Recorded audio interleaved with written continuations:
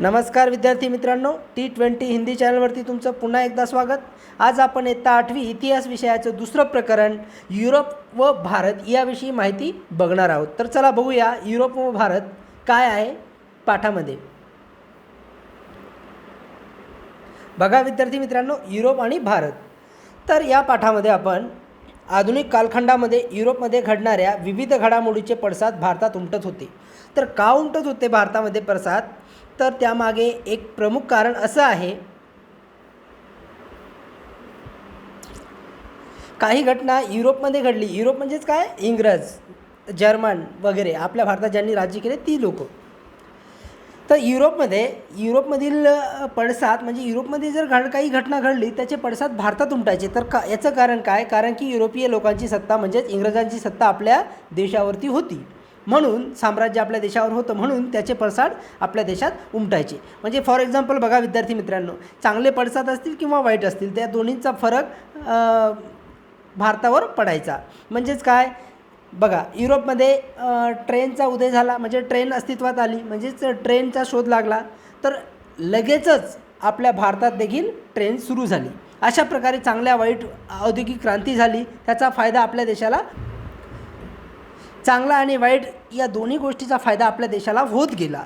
याचा अभ्यास आपण बघणार आहोत. त्यामुळे आधुनिक भारताच्या इतिहासाचा कालखंड अभ्यासताना आपल्याला या काळात युरोपात घडणाऱ्या घटनांचा अभ्यास करावा लागतो. तर बघा प्रबोधन युग. आता सर्वप्रथम आपण बघूया प्रबोधन म्हणजे काय, प्रबोधन शब्दाचा अर्थ काय आहे. तर बघा विद्यार्थी मित्रांनो, प्रबोधन म्हणजे काय? सर्व क्षेत्रात होणारी प्रगती. याला थोडक्यात आपण काय म्हणायचं? प्रबोधन म्हणजे सर्व क्षेत्रात प्रबोधन होणे म्हणजे काय? प्रगती होणे. युरोपीय इतिहासात मध्ययुगाचा अखेरचा टप्पा म्हणजे इसवी सन 13 ते 16वे शतक प्रबोधन युग म्हणून ओळखले जाते. म्हणजेच काय?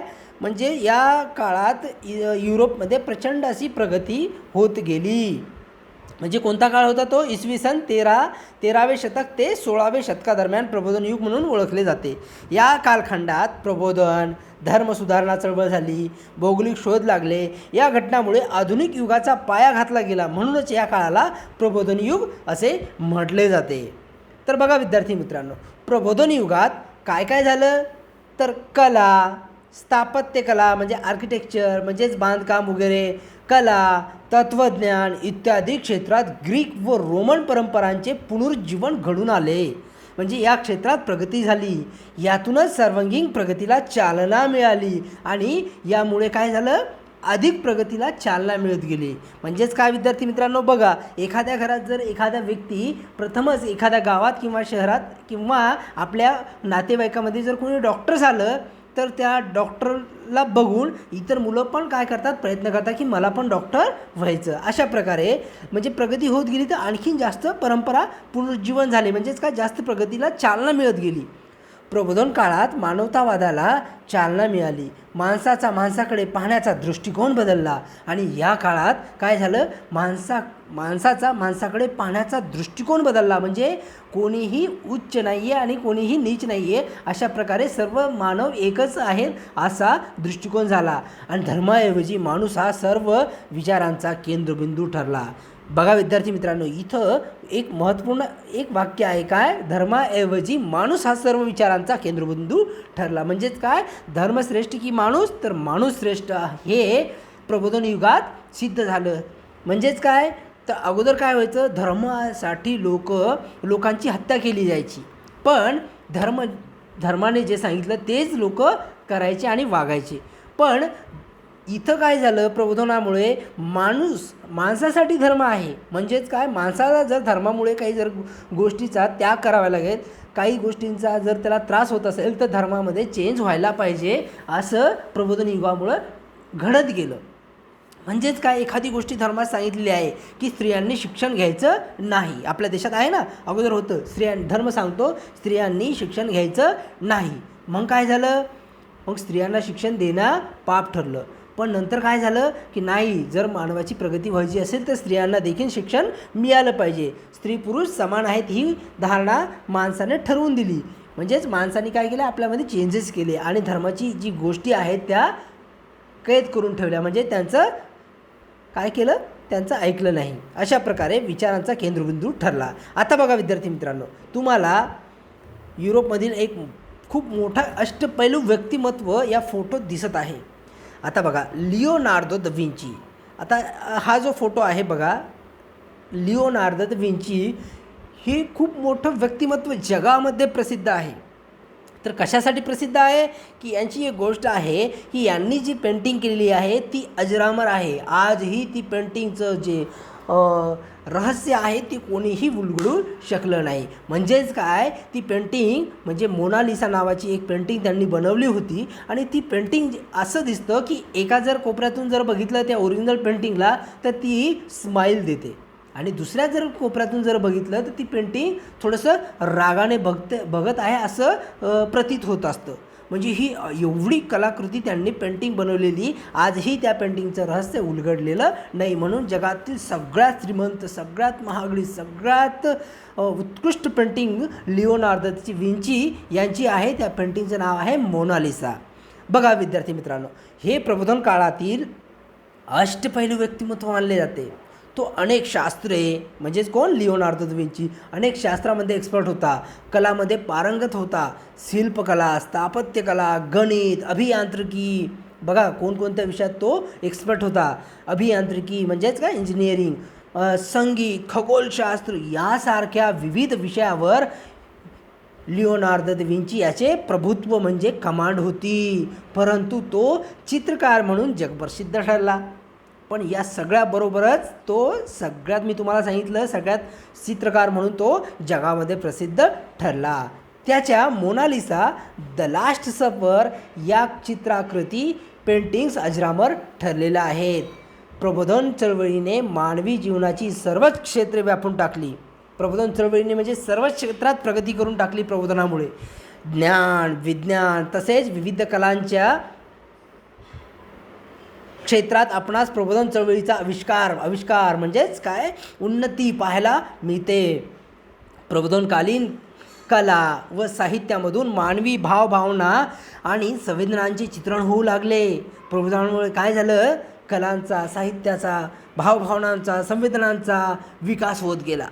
लोकांना समजेल अशा प्रादेशिक भाषातून साहित्य निर्माण होऊ लागले. पूर्वी साहित्य कमी होतं, पण जशा छपाई यंत्राचा शोध लागला आणि त्यामुळं काय झालं, प्रादेशिक भाषा म्हणजे प्रत्येक भाषेतून काय होऊ लागलं की साहित्य येऊ लागलं, निर्माण होऊ लागलं. इसवी सन 1450च्या सुमारास जर्मनीच्या जोहान्स गुटेनबर्ग, लक्षात असू द्या, इसवी सन 1450च्या सुमारास जर्मनीच्या जोहान्स गुटेनबर्ग याने छपाई यंत्राचा शोध लावला. छपाई यंत्राचा शोध कोणी लावला, जर असा प्रश्न आला तर तुम्हाला सांगता आलं पाहिजे. जर्मनीच्या जोहान्स गुटेनबर्ग याने 1450मध्ये छपाई यंत्राचा शोध लावला. छपाई यंत्राच्या शोधामुळे नवे विचार, नव्या संकल्पना व ज्ञान समाजात सर्वांपर्यंत पोहोचू लागले. मित्रांनो, त्यानंतर काय झालं, धर्मसुधारणा चळवळ प्रबोधन काळातच घडू लागल्या. म्हणजे धर्मामध्ये सुधारणा होऊ लागल्या. ज्या काही वाईट चालीरीती आहेत त्यामध्ये सुधारणा होत गेल्या. म्हणजे धर्माने पण आपल्या सुधारणा करून घेतल्या. ज्या धर्माने सुधारणा करून घेतल्या तो धर्म समोर गेला, ज्यांनी सुधारणा करून नाही घेतल्या तो लयास गेला. यामध्ये बघा, आता स्वतंत्र बुद्धीने विचार करणाऱ्या विचारवंतांनी रोमन कॅथलिक चर्चच्या जुन्या धार्मिक कल्पनावर हल्ला चढवला. बघा, स्वतंत्र बुद्धीने विचार करणाऱ्या म्हणजेच काय, एक वेगळा विचार करणे, म्हणजेच पॉझिटिव्ह थिंकिंग, निगेटिव्ह थिंकिंग या दोन्ही गोष्टींचा विचार करणाऱ्या विचारवंतांनी काय केलं, रोमन कॅथलिक चर्चच्या जुन्या पद्धती, प्रत्येक धर्मात या काय प्रथा असतात, त्या प्रथा जर मनुष्याला जर वाईट वळणावर नेत असतील तर त्या प्रथा बंद पाडल्या पाहिजेत. अशा त्या रोमन कॅथलिक चर्चच्या ज्या लोक विचारवंत आहेत त्यांनी काय केलं, या धार्मिक कल्पनावर हल्ला चढवला. म्हणजे जे जुन्या चालीरीती आहेत त्या त्यांनी नष्ट केल्या. लोकांच्या अज्ञानाचा फायदा घेऊन ख्रिस्ती धर्मगुरू कर्मकांडाचे स्तोम वाजवत असत.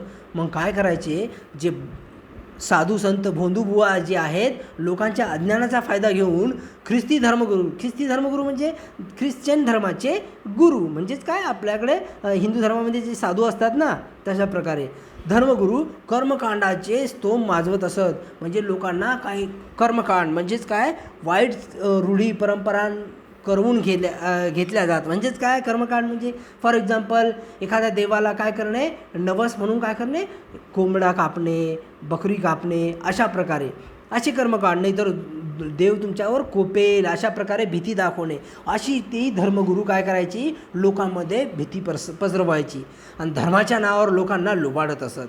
या विरोधात युरोपात जी चळवळ सुरू झाली तिला धर्मसुधारणा चळवळ असे म्हणतात. या चळवळीमुळे धार्मिक क्षेत्रात माणसाचे स्वातंत्र्य व बुद्धिप्रामाण्य या तत्वांना महत्त्व प्राप्त झाले. आणि काय झालं, युरोपमध्ये अशी चळवळ निर्माण झाली, तिला म्हणायचं धर्मसुधारणा चळवळ. ह्या चळवळीने काय केलं, जे धर्मगुरू आहेत ते लोकांना भीती दाखवत त्यांच्या विरुद्ध त्यांनी आवाज उठवला आणि लोकांना स्वातंत्र्य व आपल्या बुद्धिप्रामाण्य म्हणजेच बुद्धीला जे पटतं ते सत्य हे लोकांना समजावून सांगण्याचा प्रयत्न या चळवळीद्वारे केला गेला. आता बघा विद्यार्थी मित्रांनो, भौगोलिक शोध. आता भौगोलिक शोध लागला इसवी सन 1453 ऑटोमन साम्राज्य. ऑटोमन म्हणजे काय, तुर्की साम्राज्याला इंग्रजीमध्ये ऑटोमन साम्राज्य असं म्हणतात, लक्षात असू द्या. म्हणजे तुर्की लोकांची जिथं सत्ता होती तिला म्हणायचं ऑटोमन, इंग्रजीत त्याला ऑटोमन साम्राज्य म्हणायचं. ऑटोमन तुर्कांनी म्हणजेच साम्राज्यांनी बायझंटाईन साम्राज्याची राजधानी असलेले कॉन्स्टँटिनोपल नावाचं इस्तंबूल, आता इकडे बघा कॉन्स्टँटिनोपल नावाचं जे शहर आहे त्याला इस्तंबूल देखील म्हणतात, हे जिंकून घेतलं. ह्या शहरातून आशिया व युरोप यांना जोडणारे खुसकीचे व्यापारी मार्ग जात होते. त्यामुळे यांनी काय केलं, ऑटोमन साम्राज्याने इस्तंबूल जिंकून घेतलं. तुर्कांनी हे मार्ग बंद केल्यामुळे काय झालं, आशियाकडे जाणारा मार्ग बंद झाला. तुर्कांनी हे मार्ग बंद केल्यामुळे युरोपीय देशांना आशियाकडे जाणारा म्हणजे आपल्या देशाकडे येणाऱ्या नव्या मार्गाचा शोध घेणे आवश्यक वाटू लागले. यातूनच भौगोलिक शोधांचे नवे पर्व सुरू झाले. म्हणजे काय, जो खुसकीचा मार्ग होता, जो सोपा मार्ग होता, तो इस्तंबूल या शहरातून जात होता युरोपमधून आपल्या आशियामध्ये येण्यासाठी. पण त्यांनी काय केलं, तो मार्गच बंद केला. आणि मार्ग बंद केल्याच्यानंतर तुम्हाला जायचं झालं तर तुम्हाला टॅक्स द्यावा लागेल. म्हणजेच काय केलं, त्यांनी टोल नाका सुरू केला. आणि टोल नाक्यावर आपण जसे पैसे देतो ना तसे पैसे सुरू केले आणि कालांतराने बंद देखील केलं. म्हणजे त्यांच्या मनावर होतं ते, त्यांना युरोपियनना भारतात आशिया खंडात सोडायचं की नाही. यातून त्यांनी काय केलं, मग दुसरा मार्ग शोधण्याचा प्रयत्न सुरू केला. आता बघा, हेही जाणून घ्या. तर बघा 15व्या शतकात युरोपीय दर्यावर्दी, आता इथं दर्यावर्दी शब्द आला आहे. म्हणजेच काय, म्हणजेच युरोपातील दर्यावर्दी म्हणजे काय, जे दर्या म्हणजे समुद्रात सागरामध्ये जे शोध घेणारे लोक आहेत, एक्सपर्ट आहेत, म्हणजे त्याला नाविक म्हणतो, ते भारताकडे जाणाऱ्या जलमार्गाचा शोध घेण्यासाठी सागरी सफरीवर निघाले होते. म्हणजेच फॉर एक्झाम्पल जे इंजिनियर आहेत, जलमार्गाचा शोध घेणारे इंजिनियर, त्यांना म्हणायचं दर्यावर्दी. आता बघा विद्यार्थी मित्रांनो, इसवी सन 1487 भारताचा शोध घेण्यासाठी बार्थोलेमू डायस हा पोर्तुगीज खलासी निघाला. खलासी म्हणतात त्यांना, जे जलमार्गाचा शोध घेतात त्यांना खलासी. हा बार्थोलोम्यू डायस नावाचा पोर्तुगीज खलासी निघाला भारताकडे. कधी 1487 भारताचा शोध घेण्यासाठी.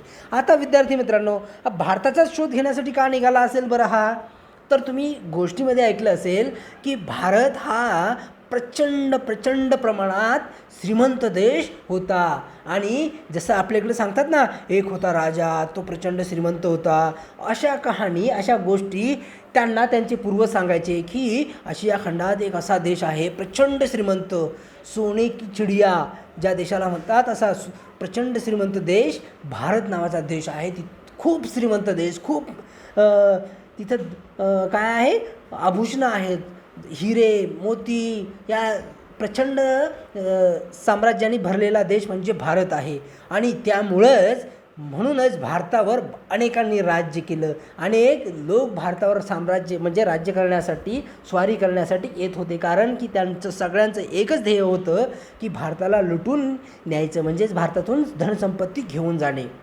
म्हणजे भारत हा अशा प्रकारे अतिप्राचीन काळामध्ये देखील प्रसिद्ध होता. कशासाठी, आपल्या धनसंपत्तीसाठी.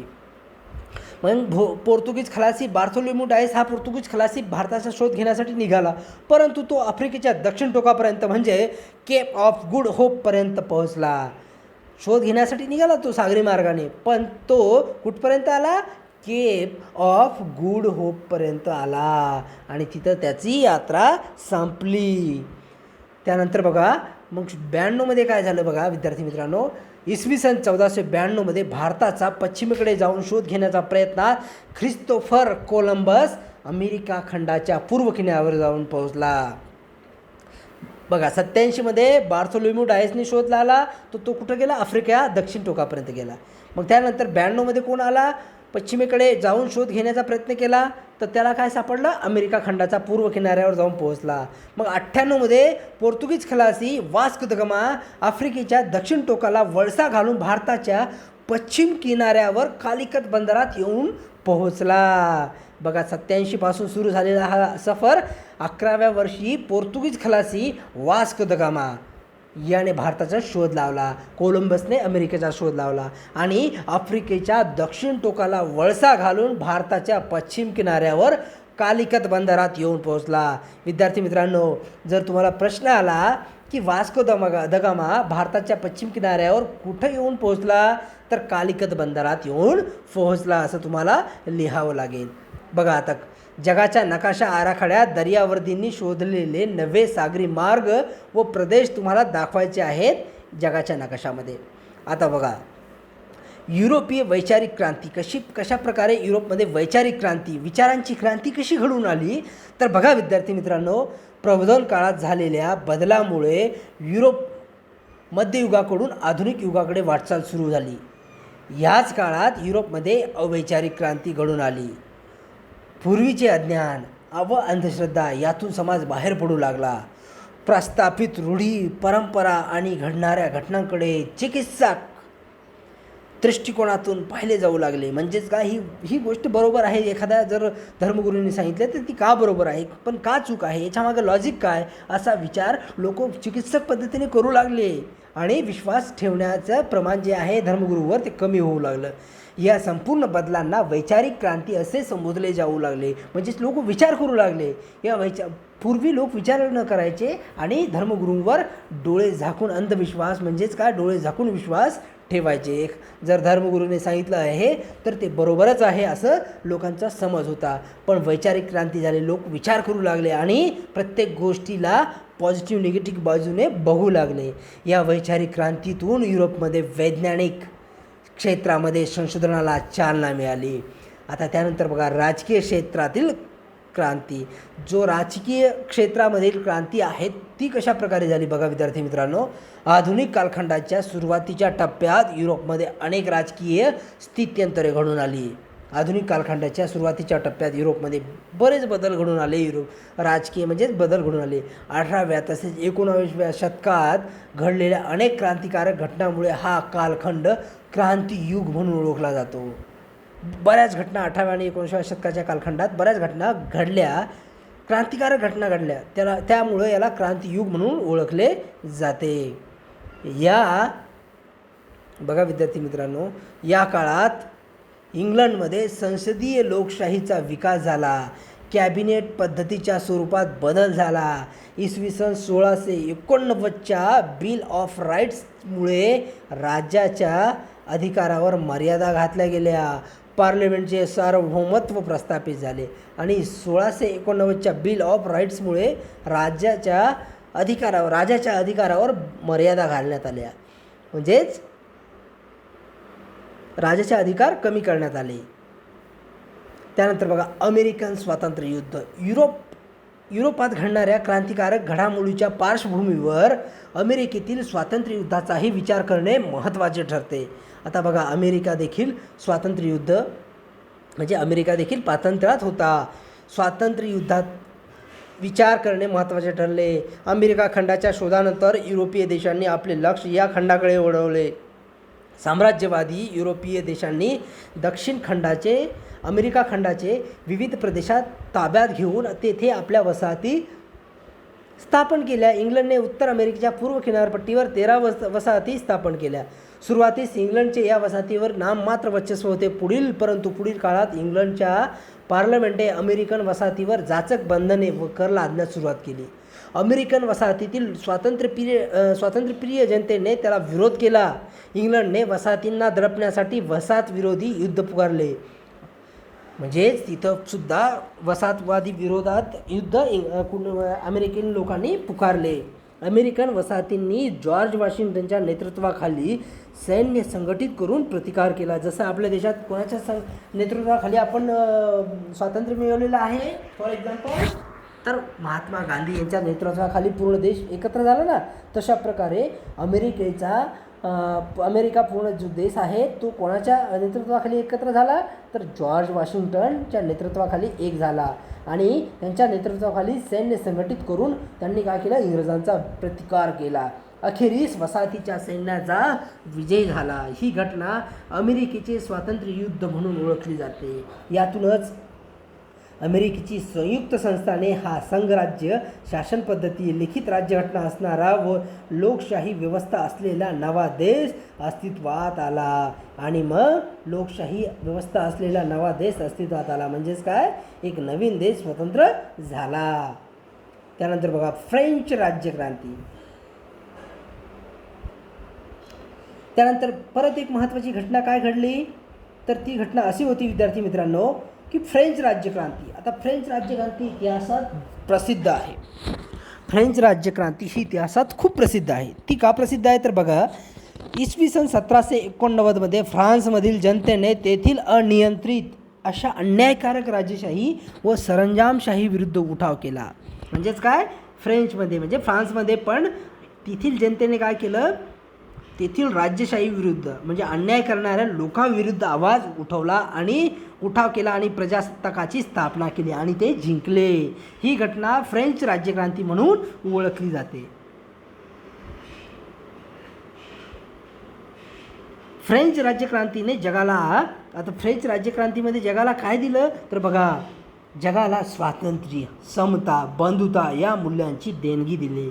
फ्रेंच राज्यक्रांतीतच काय ठरलं की जगात सगळे स्वतंत्र आहेत, समता आहे, सगळे एक आहेत आणि बंधुता, सगळ्यांनी एकमेकाशी बंधुभावाप्रमाणे व्यवहार केला पाहिजे. ही जी मूल्य आहेत ती आपल्याला फ्रेंच राज्यक्रांतीने मिळवून दिलेली आहे. जगाच्या इतिहासातील राजकीय क्रांतीमध्ये अमेरिकन स्वातंत्र्य युद्ध व फ्रेंच राज्यक्रांतीला विशेष महत्त्वाचे स्थान आहे. जगाच्या जर विचार केला तर अमेरिकन युद्ध आणि फ्रेंच राज्यक्रांती ही फेमस आहे. त्यानंतर ठरली औद्योगिक क्रांती. म्हणजे उद्योगामध्ये क्रांती कशी झाली बघावं. म्हणजे आता आपण बघितलं की राज्यामध्ये क्रांती कशी झाली, म्हणजेच काय, सत्तापलट कशी झाली. आणि त्यानंतर आता औद्योगिक क्रांती झाली युरोपमध्ये 18व्या शतकाच्या उत्तरार्धापासून. आणि म्हणूनच अमेरिकन राज्यक्रांती असेल, फ्रेंच राज्यक्रांती असेल, त्यांचं बघूनच मग आपण पण देखील आवाज उठवणं सुरू केलं की आमचा देश पण स्वतंत्र झाला पाहिजे, आम्हाला पण स्वातंत्र्य मिळालंच पाहिजे. अशा प्रकारे युरोपचा प्रभाव आपल्या देशावर होत गेला. म्हणजेच काय, युरोपच्या जिथं घटना घडल्या त्याचा पडसाद कुठं उमटायचे, भारतात उमटायचे. म्हणजेच बघा आता औद्योगिक क्रांती म्हणजे 18व्या शतकाच्या उत्तरार्धापासून म्हणजे 18व्या शतकाच्या ज्या शेवटपासून युरोपात औद्योगिक क्षेत्रात क्रांतिकारक बदल घडू लागले. औद्योगिक म्हणजे उद्योग क्षेत्रात बाष्पशक्तीवर चालणाऱ्या यंत्राच्या साहाय्याने उत्पादन होऊ लागले. बाष्पशक्तीवर चालणारे यंत्र सुरू झाले. छोट्या घरगुती उद्योगधंद्यांची जागा मोठ्या कारखान्यांनी घेतली. आणि हातमाग म्हणजे हातावर काम करणारी जी यंत्र आहेत त्या यंत्रमागाचा वापर सुरू झाला. म्हणजेच फॉर एक्झाम्पल जर एखादं साहित्य म्हणजेच काय जर विचार केला तर हाताने काम करणे म्हणजे हाताने एखादं बेडशीट जर तयार होत असेल तर ते यंत्राने तयार करणे, हाताने जर एखादी वीट तयार होत असेल तर ती यंत्राने तयार करणे. अशा प्रकारे यंत्राचा उपयोग होऊ लागला. म्हणजेच काय की यंत्राच्या द्वारे सगळी कामं होऊ लागली.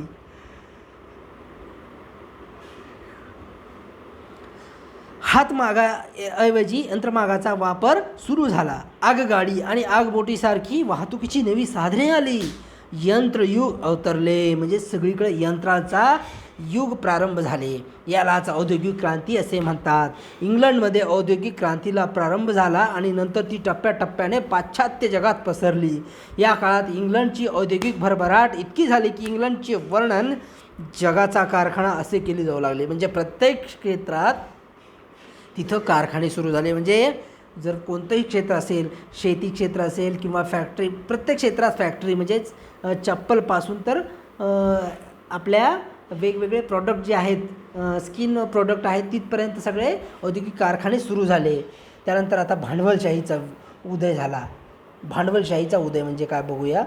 नव्या सागरी मार्गाच्या शोधानंतर युरोप व आशियातील देशामधील व्यापाराच्या नव्या पर्वाला सुरुवात झाली आणि सागरी मार्गाने पूर्वेकडील देशांशी व्यापार करायला अनेक व्यापारी पुढे आले.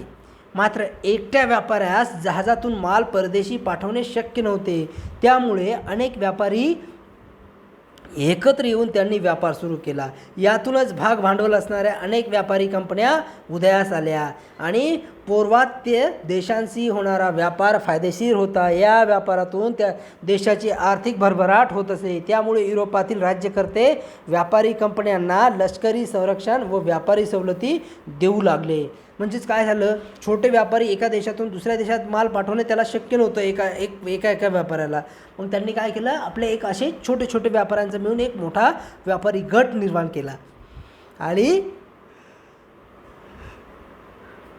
तो गट विदेशात व्यापार करू लागला आणि त्यामुळं काय झालं, देशाला देखील आणि त्या व्यापाऱ्यांना देखील फायदा होऊ लागला. या व्यापारामुळे युरोपीय देशामध्ये धनसंचय वाढीस लागला. या संपत्तीचा उपयोग भांडवलाच्या रूपात व्यापार आणि उद्योगधंद्यामध्ये केला जाऊ लागला. त्यामुळे युरोपीय देशात भांडवलशाही अर्थव्यवस्थेचा उदय झाला. आता वसाहतवाद म्हणजे काय बघा. एका देशातील काही लोकांनी दुसऱ्या भूप्रदेशातील एखाद्या विशिष्ट भागात वस्ती करणे म्हणजे वसाहत स्थापन करणे होय. वसाहतवाद म्हणजे काय की बघा विद्यार्थी मित्रांनो, एका देशातील काही लोकांनी दुसऱ्या देशात एखाद्या विशिष्ट भागात वस्ती करणे म्हणजे वसाहत स्थापन करणे होय. म्हणजे एका गावातील बरेच लोक जाऊन दुसऱ्या गावात एखादी छोटी वस्ती स्थापन करून तिथं राहणे म्हणजे तिला काय म्हणायचं, वसाहती. या लष्करीदृष्ट्या बलशाली देशाने व लष्करीदृष्ट्या बलशाली देशाने आपल्या सामर्थ्याच्या बळावर एखादा भूप्रदेश व्यापणे आणि त्या ठिकाणी आपले राजकीय वर्चस्व प्रस्थापित करणे म्हणजेच वसाहतवाद होय. युरोपीय देशांच्या याच वसाहतवादी प्रवृत्तीतून साम्राज्यवाद उदयास आला आणि या वसाहती स्थापन केल्यामुळेच युरोपमध्ये काय झालं, वसाहतवादी प्रवृत्तीतून साम्राज्यवाद उदयास आला. आता साम्राज्यवाद म्हणजे काय, तर विकसित राष्ट्राने अविकसित राष्ट्रावर आपले सार्वंगीण वर्चस्व स्थापित करणे व अनेक नव्या वसाहती स्थापन करणे म्हणजेच साम्राज्यवाद होय. म्हणजे आपलं साम्राज्य तिथं प्रस्थापित करणे. अविकसित म्हणजे गरीब लोकांवरती, म्हणजे बलशाली लोकांनी गरीब लोकांवर आपलं साम्राज्य प्रस्थापित करणे म्हणजेच आपली गुलामी, म्हणजे आपण राजे आहोत तुम्ही गुलाम आहात असं स्थापित करणे. आशिया व आफ्रिका खंडातील अनेक राष्ट्रे युरोपीय राष्ट्रांच्या या साम्राज्यवादी महत्त्वाकांक्षेला बळी पडली आणि त्यानंतर ब्रिटिश ईस्ट इंडिया कंपनीचा भारतातील साम्राज्यवाद. आणि भारतात अशीच एक कंपनी भारतात आली. त्या कंपनीचं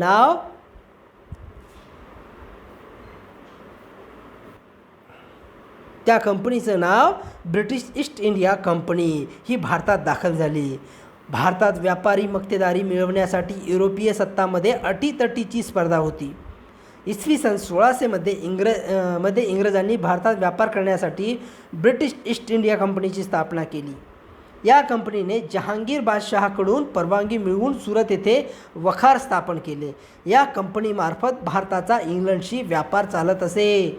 आणि अगोदर काय झालं माहिती का, की ते आले, ब्रिटिश ईस्ट इंडिया कंपनी भारतात आली आणि या कंपनीने जहांगीर बादशहाकडून, म्हणजेच इथं जहांगीर बादशहाचं राज्य होतं सुरतमध्ये, आणि त्यांच्याकडून त्यांनी परमिशन घेतली की आम्हाला इथं राहू द्या, आम्हाला व्यापार करू द्या. आणि म्हणूनच म्हणतात ना, व्यापारी म्हणून आले आणि राज्यकर्ते बनले. या कंपनीमार्फत भारताचा इंग्लंडशी व्यापार चालत असे. म्हणजेच काय, भारतात निर्माण होणाऱ्या वस्तू ते इंग्लंडला जाऊन विकत आणि इंग्लंडमध्ये निर्माण होणाऱ्या वस्तू ते भारतात येऊन विकत असत. असा व्यापार चालत होता. इंग्रज व फ्रेंच संघर्ष. भारतातील व्यापारी स्पर्धेत इंग्रज आणि फ्रेंच दोन्ही युरोपियन कंट्री आहेत, एकमेकांच्या प्रतिस्पर्धी होती. म्हणजेच काय, दोघं पण आपल्या देशात व्यापार करण्यासाठी एकमेकांचे प्रतिस्पर्धी होते. या स्पर्धेमुळे इंग्रज आणि फ्रेंच यांच्यात 3 युद्ध झाली. ती युद्धे कर्नाटक युद्ध म्हणून ओळखली जातात. तिसऱ्या कर्नाटक युद्धात इंग्रजांनी फ्रेंचांचा निर्णायक पराभव केला. त्यामुळे ब्रिटिश ईस्ट इंडिया कंपनीला भारतात प्रबळ युरोपीय स्पर्धक उरला नाही. आणि त्यांचे जे स्पर्धक होते, म्हणजेच एकच बिझनेस करणाऱ्या जर 2 कंपन्या असतील तर काय होईल, ग्राहक 2 ठिकाणी वाटले जातील. आणि तोच बिझनेस म्हणजेच काय, गावात जर एकच दुकान असेल सगळी गावातील लोक तिथंच येणार. आणि गावात जर 2 दुकानं असतील, एक असेल तर एकाच दुकानात येणार, 2 असतील तर अर्धी लोक या दुकानात जातील, अर्धी लोक त्या दुकानात जातील. म्हणजे एकमेकाचे प्रतिस्पर्धी 2 दुकानदार होतील. बंगालमध्ये ब्रिटिश ईस्ट इंडिया कंपनीच्या सत्तेचा पाया कशा प्रकारे रोवला गेला, तर बघा विद्यार्थी मित्रांनो, बंगाल प्रांत हा भारतातील अत्यंत समृद्ध असा प्रांत होता. इसवी सन 1756 साली सिराजुद्दौला हा बंगालच्या नवाबपदी आला. सिराजुद्दौला याची सत्ता बंगाल प्रांतावर होती. ईस्ट इंडिया कंपनीचे अधिकारी मुघल बादशहाकडून बंगाल प्रांतात मिळालेल्या व्यापारी सवलतीचा गैरवापर करत इंग्रजांनी नवाबांची परवानगी न घेता कोलकाता येथील आपल्या वखारीभोवती तटबंदी उभारली. त्यामुळे सिराजुद्दौला इंग्रजावर चाल करून कोलकात्याची वखार काबीज केली. या घटनेने इंग्रजांमध्ये असंतोष निर्माण झाला. रॉबर्ट क्लाईव्ह याने मुत्सद्देगिरीने नवाबाचा सेनापती मीर जाफर यास नवाब पदाचे आमिष दाखवून आपल्या बाजूने वळवले. म्हणजेच काय, सिराजुद्दौलाचा जो सेनापती आहे त्याने सेनापतीला काय केलं, इंग्रजांनी मीर जाफर नावाचा सेनापती याला काय सांगितलं की आम्ही तुलाच नवाब बनवून टाकू, तू आमच्या बाजूने निर्णय घे. इसवी सन 1757 मग प्लासीची लढाई येथे नवाब सिराजुद्दौला व इंग्रज सैन्याची गाठ पडली. परंतु मीर जाफरच्या नेतृत्वाखाली नवाबाचे लष्कर युद्धात न उतरल्यामुळे सिराजुद्दौलाचा पराभव झाला. इंग्रजांच्या पाठिंब्याने मीर जाफर बंगालचा नवाब बनला. पुढे त्याने विरोध करताच त्याचा जावई मीर कासिम यास त्यांनी नवाब बनवले. मीर कासिमने इंग्रजांच्या बेकायदेशीर व्यापाराला आळा घालण्याचा प्रयत्न करतात त्यांनी पुन्हा मीर जाफरला पण नवाबपद दिले. अशा प्रकारे इंग्रजांनी आपापसात भांडणं लावून आपलं साम्राज्य वाढवण्याचा प्रयत्न केला आणि वाढवलं.